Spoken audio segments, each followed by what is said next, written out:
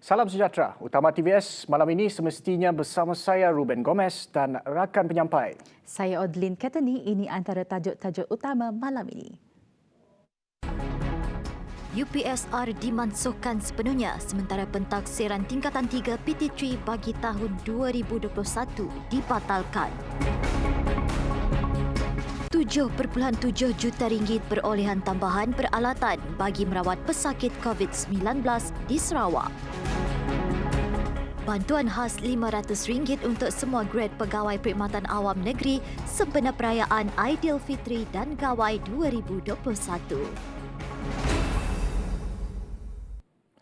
Ujian pencapaian sekolah rendah UPSR dimansuhkan sepenuhnya mulai tahun ini. Manakala pentaksiran tingkatan 3 PT3 bagi tahun 2021 dibatalkan. Di sini kita ingin umumkan satu keputusan yang besar bahawa mulai tahun 2021 UPSR dimansuhkan sepenuhnya. Jadi bagi murid sekolah rendah, bagaimanakah? Tentu ada yang tanya, bila tidak ada UPSR ini, bagaimanakah pentaksiran akan dilaksanakan? Kita akan perkasakan pentaksiran berasaskan sekolah PBD mulai tahun 2021. Ya, Kementerian dalam usaha memperkasakan PBD secara menyeluruh mulai tahun 2021.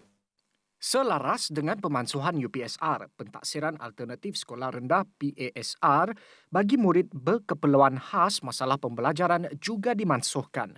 Kemasukan ke asrama untuk tahun 2022 pula akan berdasarkan pentaksiran kemasukan sekolah khusus PKSK. Sehubungan itu, kaedah pentaksiran bagi peperiksaan PT3 tahun ini adalah sama seperti tahun lepas, iaitu menerusi PBS yang turut merangkumi komponen pentaksiran bilik darjah PBD, pentaksiran aktiviti jasmani, sukan dan kokurikulum PAJSK dan pentaksiran psikometrik PPSI. PT3 dibatalkan untuk tahun 2021. Namun pentaksiran itu kekal dalam sistem pentaksiran kebangsaan. Ya. Dibatalkan untuk tahun ini, tapi konsep pentaksiran itu masih kekal dalam sistem pentaksiran kebangsaan.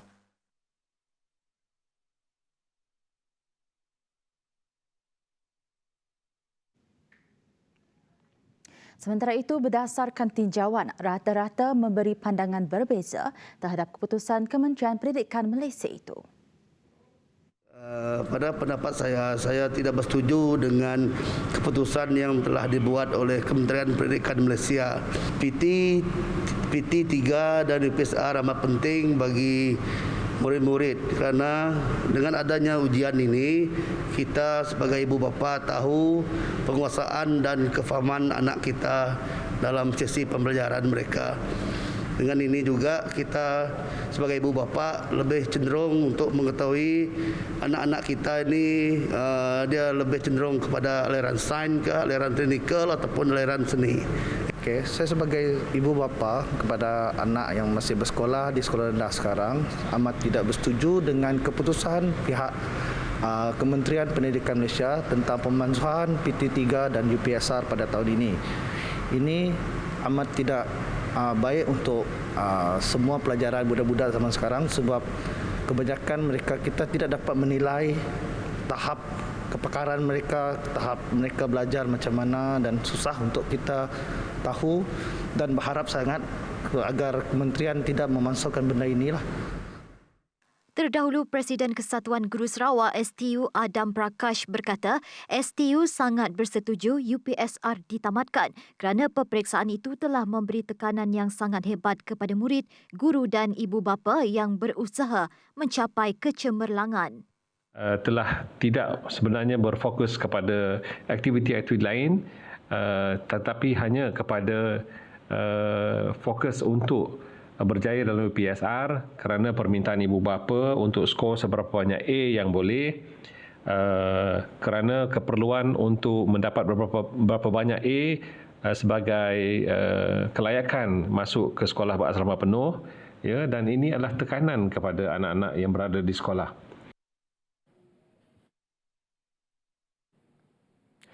Kementerian Kesihatan telah memperuntukkan sebanyak 7.7 juta ringgit perolehan tambahan peralatan bagi merawat pesakit COVID-19 di Sarawak. Menteri Kesihatan Datuk Seri Dr. Adham Baba berkata ia merupakan persiapan bagi menghadapi peningkatan kes di negeri ini. Jelasnya lagi, untuk Sarawak terdapat 8 buah hospital yang bersedia merawat pesakit COVID-19 dengan jumlah keseluruhan katil sebanyak 914 buah dan kadar penggunaan pada ketika ini adalah 68% secara purata.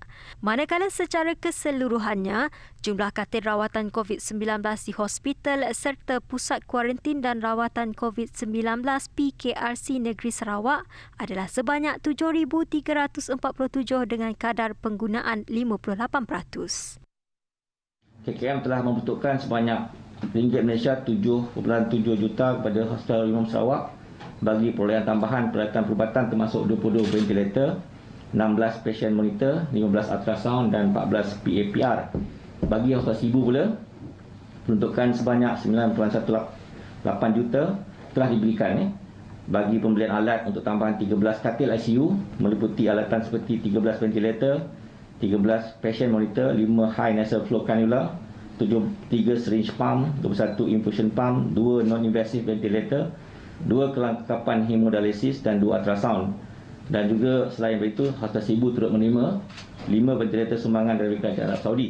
Untuk keperluan sumber lain pula seperti bekalan oksigen dan lain-lain, katanya ia adalah mencukupi dan akan dipantau dari semasa ke semasa. Beliau berkata demikian dalam sidang media perkembangan program imunisasi COVID-19 kebangsaan pada Rabu.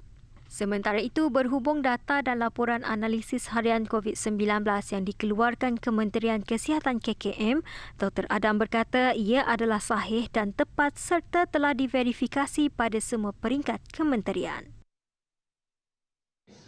Data-data COVID-19 di Malaysia dikendalikan mengikut prosedur-prosedur tertentu bagi memastikan data yang dilaporkan adalah tepat dan sahih.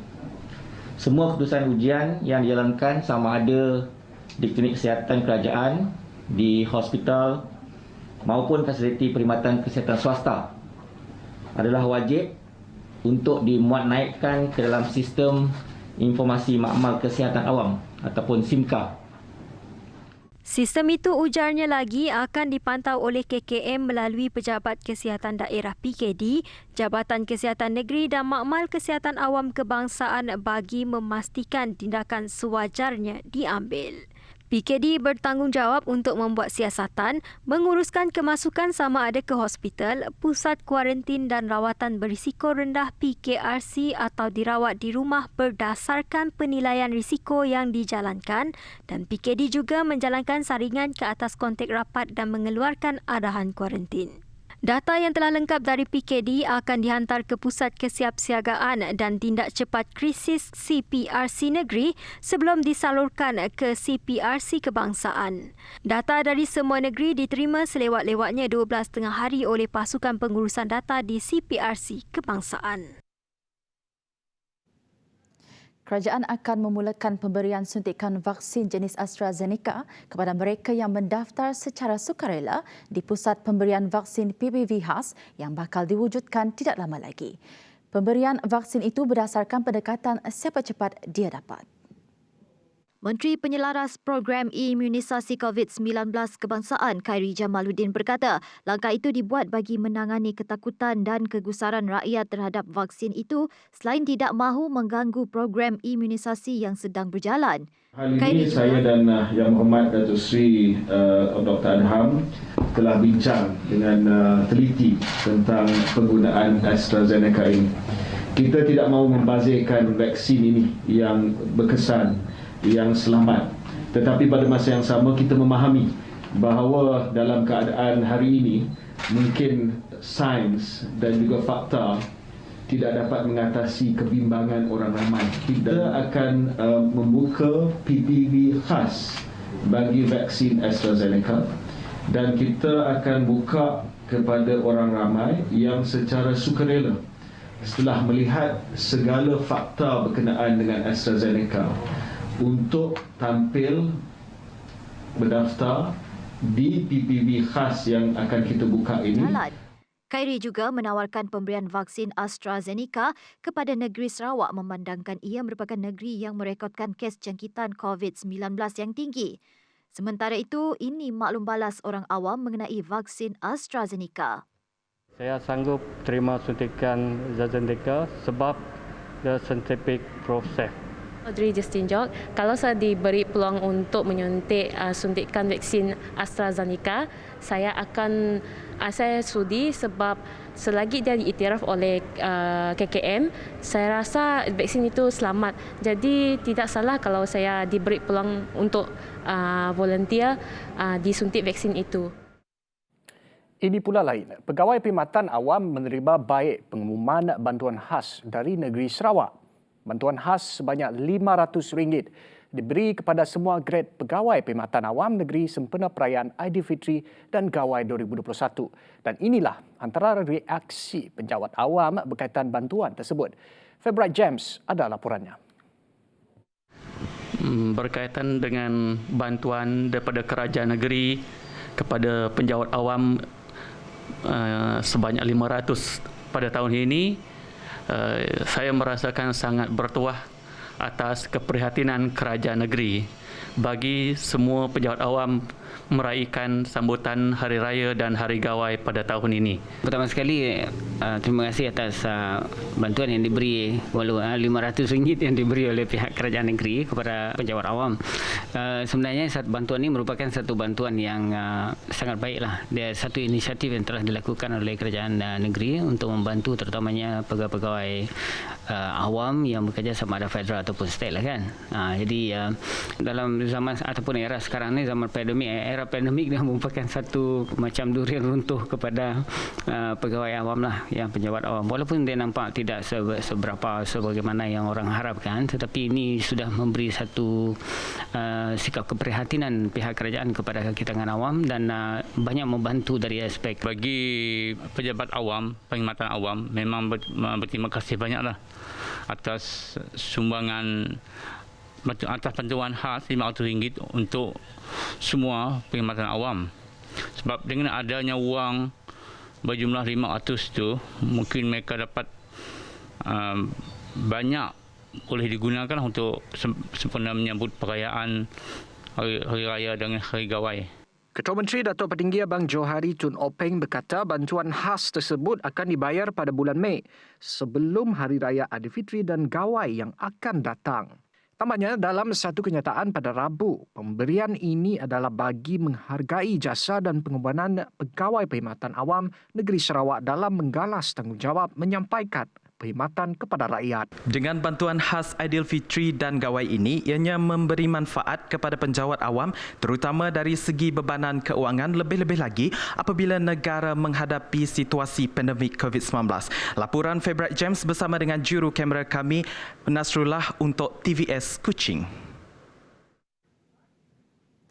Kuih akok, iaitu kuih tradisi masyarakat di negeri Kelantan, telah berjaya memikat selera orang Sarawak.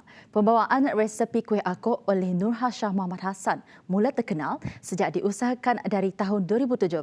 Saya sempat menemu bual pengusaha akok sohor. Ikuti laporan ini. Idea menjual kuih akok mula tercetus setelah Nur Hashah mempelajari cara pembuatannya dari ibu mertuanya sendiri yang merupakan orang kelahiran Kelantan. Nur Hashah berkata dirinya bertekad untuk memperkenalkan rasa unik kuih berkenaan kepada masyarakat di Sarawak dengan menggunakan nama akok sohor. Bahan utama bagi kuih akok adalah gula Melaka dan proses membakar kuih akok mengambil masa lebih kurang 7 hingga 8 minit. Suami main pun juga lah sebabnya asalnya orang Kelantan. Pasalnya nang minat makan kuih akok. Rasanya kami ada ubah sikit dari segi kemanisannya lah. Dalam sehari kami dapat jual dalam 200 lebih box lah. Bulan puasa tu kebanyakan pembeli yang membeli kuih akok tu adalah orang Sarawak kita pun. Proses pembuatan kuih akok mengambil masa yang agak lama di mana dirinya terpaksa bangun seawal jam 6 pagi bagi menyediakan adunan kuih berkenaan. Menurut Nur Hashah, tempahan yang diterima adalah banyak. Namun, dirinya menghadapi kekangan dari segi peralatan yang tidak mencukupi untuk menyediakan kuih berkenaan. dari pengeluaran kuantiti kuih akok ya lah. So kami ada satu je mesin membakar yang di tempat khas dekat Kelantan, dan mesinnya mun kami ordernya mengambil masa dalam 5 ke 6 bulan untuk siap. Pasal kos untuk mengangkut ke Sarawak tu agak tinggi lah. Ya cabaran kami. Sebelum ini, Nur Hasyah hanya menjual kuih akok pada hujung minggu sahaja sebagai pendapatan sampingan. Namun kini dirinya telah menjadikan perniagaan akok sohor sebagai punca pendapatannya sepenuh masa. Air tangan Nur Hasyah ini berjaya menambat hati para pelanggan. Jadi kamu orang amat meminati lah kuih akok tu. Tak kami pergi stok sebab kami nak ambil 50 box. I usually beli kuih akok tu lah bila nak buka puasa. So it somehow reminds me of my best friend from Kelantan, and that's why lah I really want to try dia lah. So far best juga lah. Ada juga yang berjual lain daripada yang lain lah. Dapat tahu juga cerik juga lah. Walaupun kita pergi ke tempat Kelantan, actually kita dapat merasa kuih tradisional orang Kelantan. Meski dengan hasil kuih yang agak terhad, namun itu tidak menghalang akok sohor untuk terus beroperasi setiap hari, memberi pelanggan peluang untuk membeli dan menikmati kuih akok. Laporan Odlin Keterni bersama juru kamera Fikri Razak untuk TVS.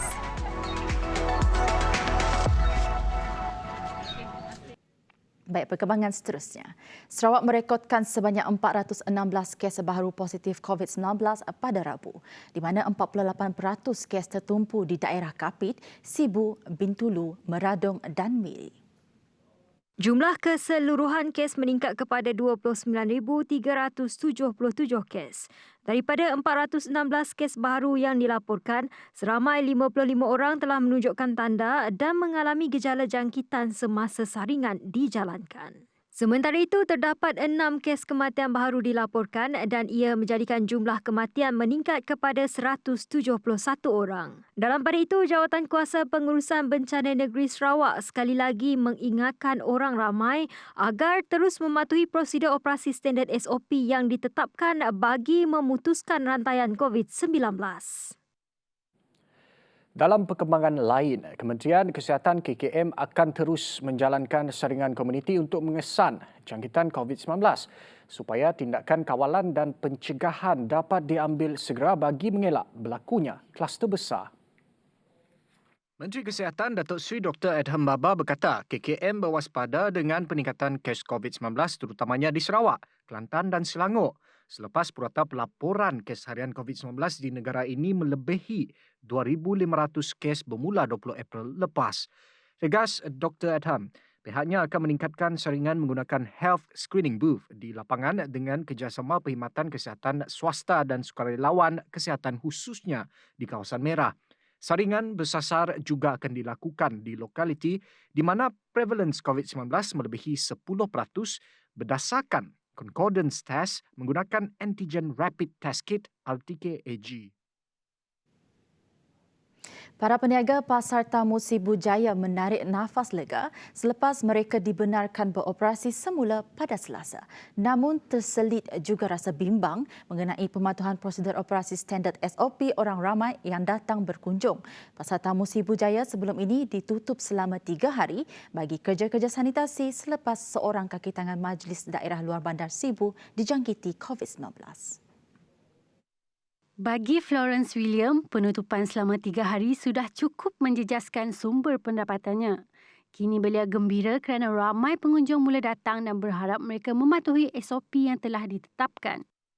3 hari tutup, mana pendapatan pun tidak dapat kalau 3 hari tutup. Kalau buka macam ini adalah ada pendapatan datang, orang ramai datang membeli ikan dekat Tamu sinilah Sibu Jaya. Dialah ikut undang-undang lah. Sekarang ini susah lah sebab kena sakit COVID ini. Manakala Leni Bisa pula berkata, walaupun masa beroperasi adalah singkat namun ia sudah memadai baginya.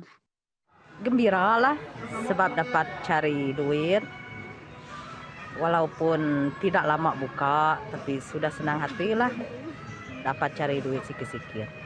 Macam inilah dia buka pukul 6 pagi, tutup pukul 12 tengah hari, itu pun sudah cukup. janji ada rezeki masuk. Harapan saya kepada pelanggan yang datang membeli barang dekat Tamuk Sibujaya supaya menjaga SOP dengan ketat supaya kami dapat buka terus berniaga. Terdahulu, Jawatankuasa Pengurusan Bencana Bahagian Sibu JPBBS membenarkan pasar basah dan kering di Pasar Tamu Sibujaya beroperasi dengan menjual barang makanan sahaja sepanjang pelaksanaan PKP khususnya di Sibu yang bermula pada 22 April lalu. Majlis Daerah Luar Bandar Sibu MDLBS masih menetapkan SOP seperti mengimbas kod MySejahtera atau mengisi buku butiran peribadi dan pemeriksaan suhu badan. Tali amaran untuk laluan masuk juga disediakan dan Pasar Tamu Sibujaya akan beroperasi dari jam 6 pagi hingga 12.30 hari sahaja.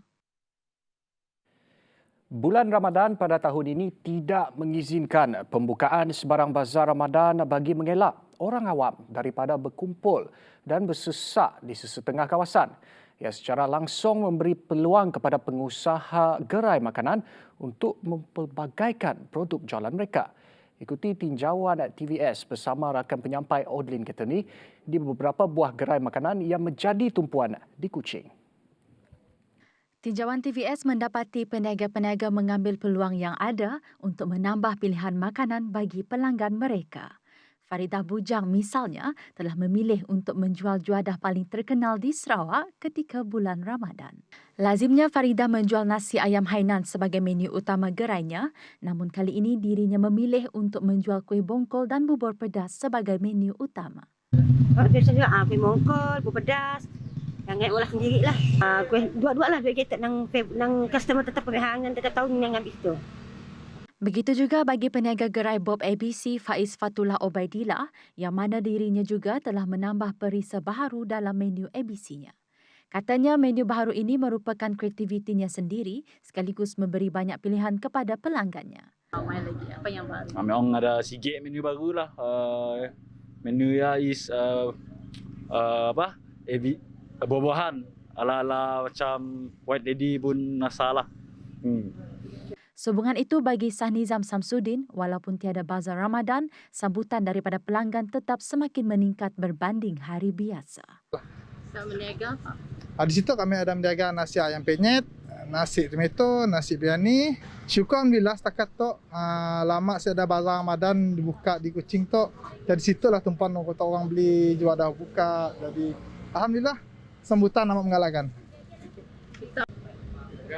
Memang diakui tidak lengkap bulan Ramadan tanpa bazar Ramadan. Namun ketiadaan bazar Ramadan bukanlah satu kekangan. Malah ia menjadikan peniaga lebih kreatif dalam mempelbagaikan menu jualan harian. Laporan Odlin Ketani bersama juru kamera Fikri Raza untuk TVS.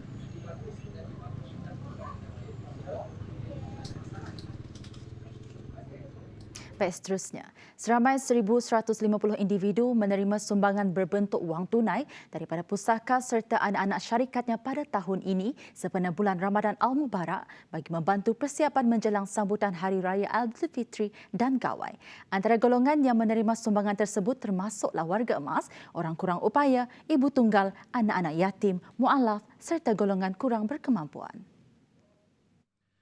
Jumlah peruntukan yang pusaka beri tiap-tiap tahun mengikut keperluan dalam sekitar 100 hingga ke 150,000 tiap-tiap tahun lah.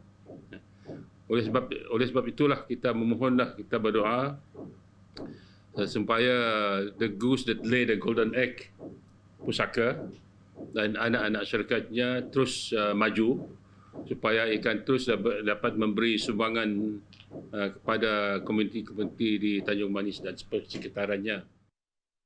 Sumbangan tersebut telah disampaikan oleh Pengurus Besar Pusaka Hashim Bojet kepada Datuk Len Talif Saleh dalam satu majlis ringkas di pejabatnya pada Rabu. Untuk rekod, pusaka dan anak-anak syarikat telah menghulurkan bantuan berupa wang tunai dan barangan keperluan asas kepada penduduk-penduduk di sekitar kawasan Tanjung Manis sejak 2 dekad lalu. Namun, pandemik COVID-19 sedikit sebanyak mengubah keadaan ini.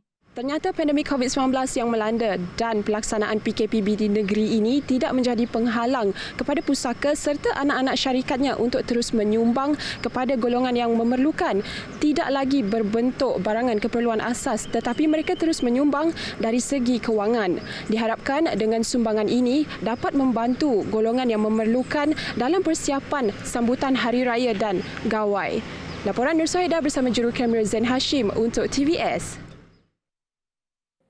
Penemuan selimut hanyut di permukaan air menjadi petunjuk kehilangan seorang remaja yang dipercayai terjatuh ke dalam sungai ketika dia sedang tidur di atas bumbung bot nelayan di Kinyau Serike pada Selasa.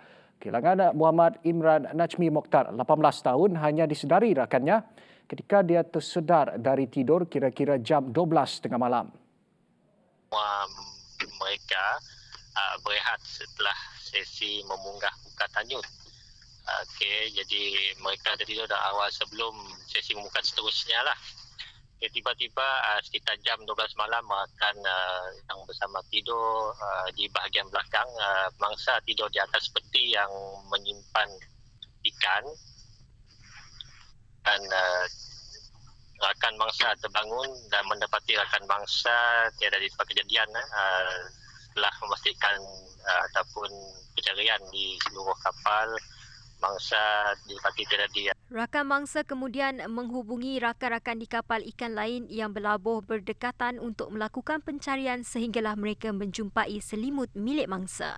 Susulan itu, laporan dibuat kepada pihak bomba kira-kira jam 6.04 pagi Rabu dan seramai 5 anggota bersama seorang pegawai dari BBP Sarike digegaskan ke lokasi untuk operasi mencari dan menyelamat SAR. SAR dijalankan bersama beberapa agensi lain serta penduduk setempat. Sekian sahaja laporan utama TVS. Saya Ruben Gomez. Dan saya Odlin Katani. Salam hormat dan selamat malam.